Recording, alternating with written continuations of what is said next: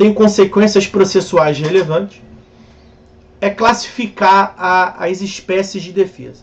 São duas formas de se classificar a defesa. Tá? Uma delas nós já vimos. Mas para deixar organizadinha aqui a nossa exposição, eu vou recordar lá. Até porque é rapidinho. Né?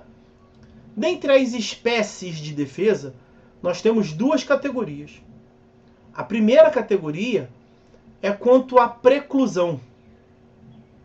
Então nós temos duas espécies de defesa quanto à preclusão. As exceções e as objeções. As chamadas exceções são as matérias que se submetem a um prazo preclusivo. Então as exceções, que é a regra, são as alegações defensivas que o réu deve observar um certo prazo, sob pena de, superado esse prazo, ele não mais poder alegar, porque precluiu.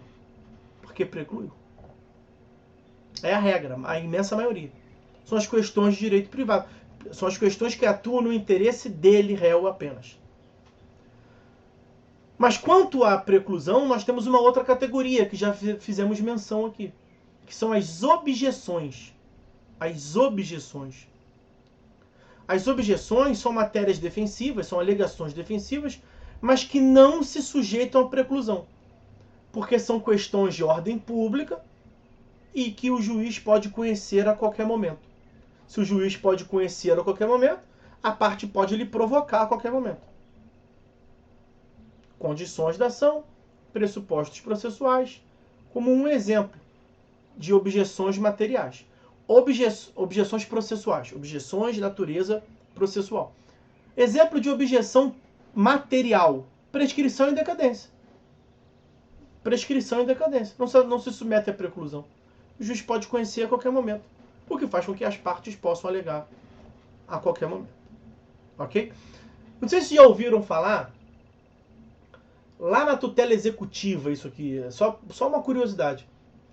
Lá na execução, uma das matérias, um dos veículos de defesa, vocês devem saber que nós temos os embargos à execução e a impugnação ao cumprimento de sentença. São as formas típicas de defesa na execução. Mas nós temos também o que na prática se chama de exceção de pré-executividade. Exceção de pré-executividade. E o que leva a essa tal de exceção de pré-executividade? Questões de ordem pública que podem ser conhecidas a qualquer momento. Então não é exceção, o nome é errado. A prática utiliza o nome errado. Nos livros, os senhores vão encontrar muitas manifestações dizendo, olha, o que todo mundo aí chama de exceção de pré-executividade não é.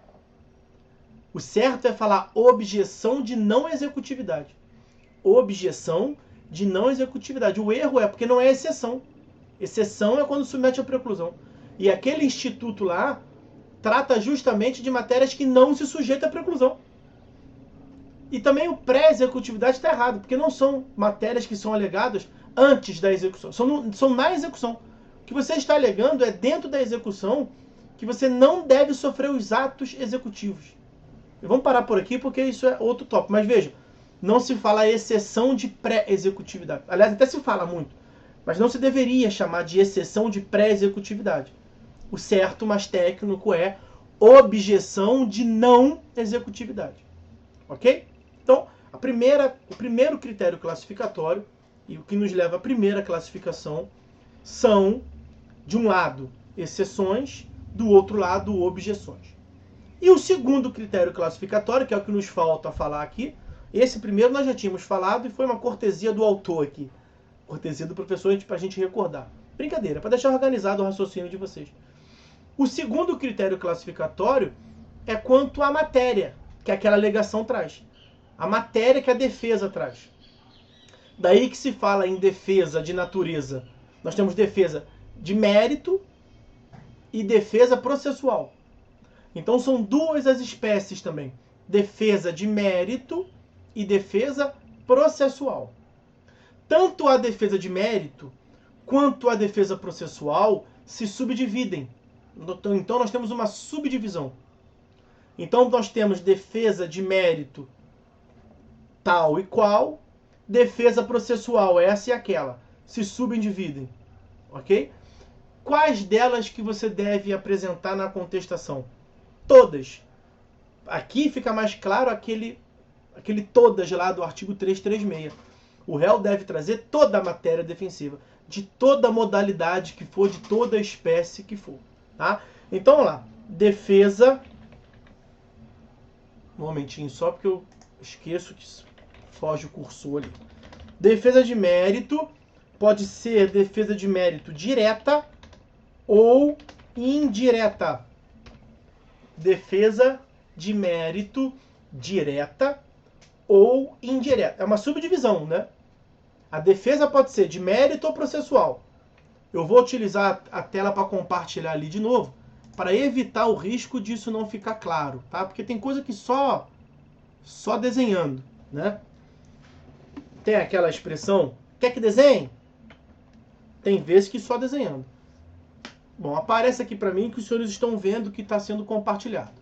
Eu vou pegar aqui uma nova tela, vamos apagar isso aí. Então, a defesa, ela pode ser de mérito ou processual. A defesa de mérito pode ser direta ou indireta. E a defesa processual, da qual nós falaremos depois, talvez até depois do almoço, ela pode ser dividida em preliminar ou prejudicial. Na verdade, eu quero mais ver para diferenciar o que é uma preliminar de uma prejudicial com os senhores. Então, tá ali. Vou até ficar aqui mais um pouquinho. Quando é que nós teremos a defesa de mérito direta? O que caracteriza a defesa de mérito direta? Essa que nós estamos vendo aqui. Direta. É quando o réu nega o fato constitutivo do direito do autor. Negativa do fato constitutivo. Negativa do fato. Então, na defesa de mérito direta, o réu diretamente fala, excelência, nada disso que ele está falando. Há uma negativa, uma negação do fato. Na defesa de mérito indireta, não é isso que se trata. Na defesa de mérito, ou, dito de uma outra forma, o que classifica a defesa de mérito como indireta é quando o réu traz um fato novo. Nós temos um fato novo aduzido pelo réu. O réu, ele concorda com o fato apresentado pelo autor. Ele não nega. Mas ele concorda parcialmente, né? Porque ele não está reconhecendo, não se trata disso. Ele concorda, mas ele acrescenta um outro fato. E esse outro fato pode ser impeditivo, modificativo ou extintivo do direito do autor. Esse novo fato que o réu traz pode ser impeditivo,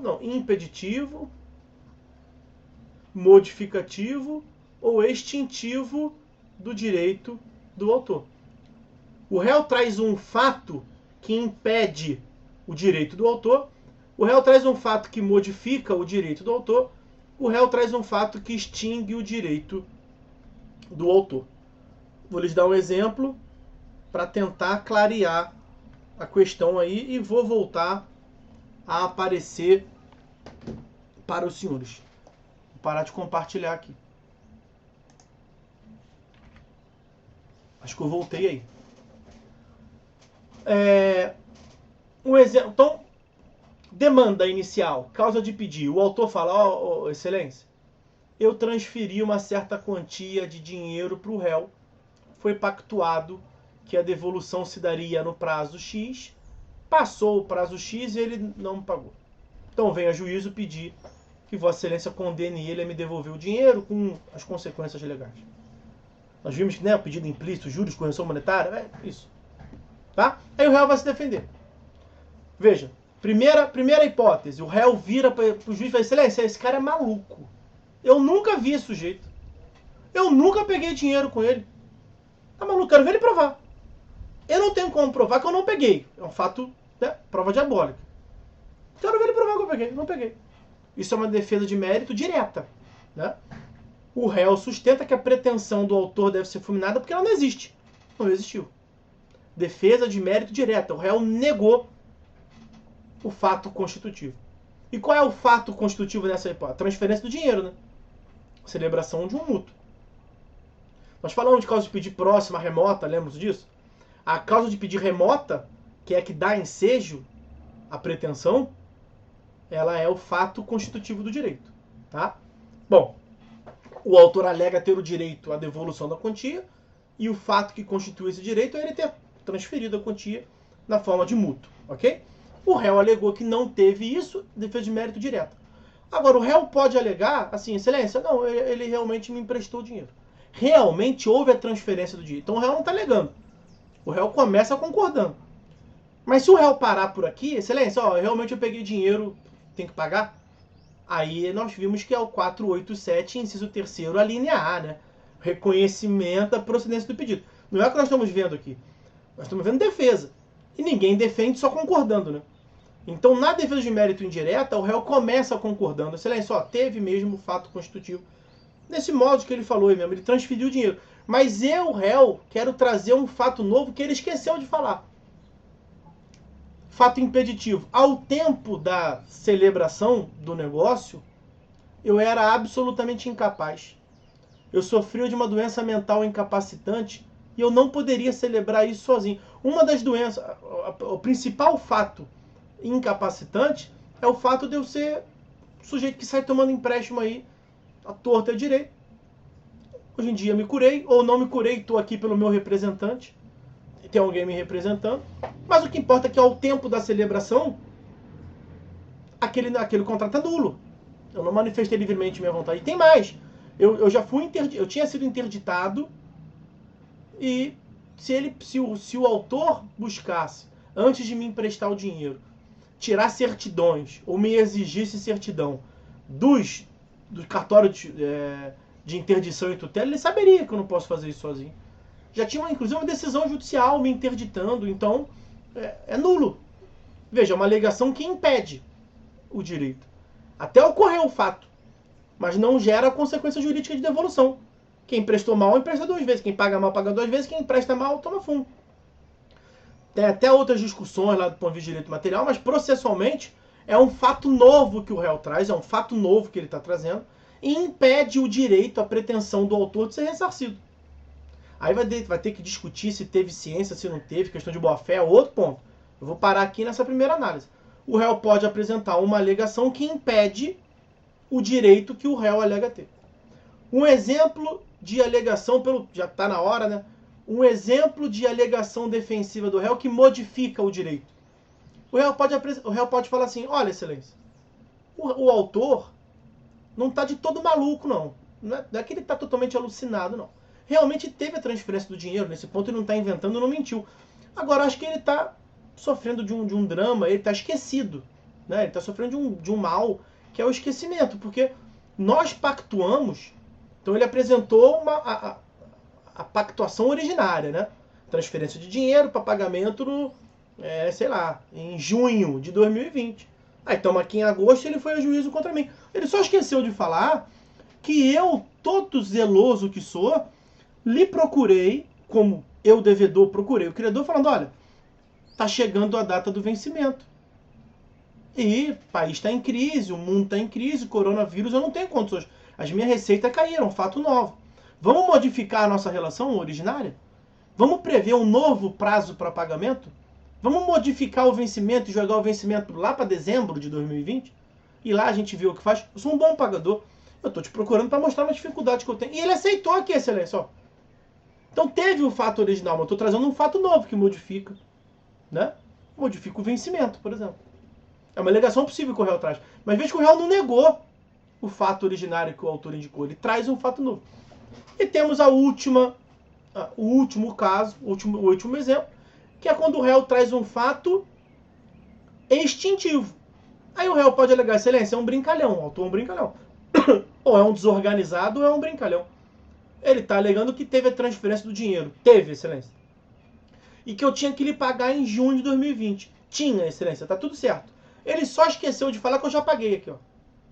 Eu já paguei. Lá em junho eu paguei. E o pagamento extingue a obrigação. Então essa pretensão que ele alega ter de devolução do dinheiro, simplesmente ele não tem, porque eu já paguei. É um fato extintivo. E aí nós veremos que... Já passou da hora, eu não vou nem compartilhar a tela para a gente agilizar aqui. Eu disse que tem consequências processuais, né?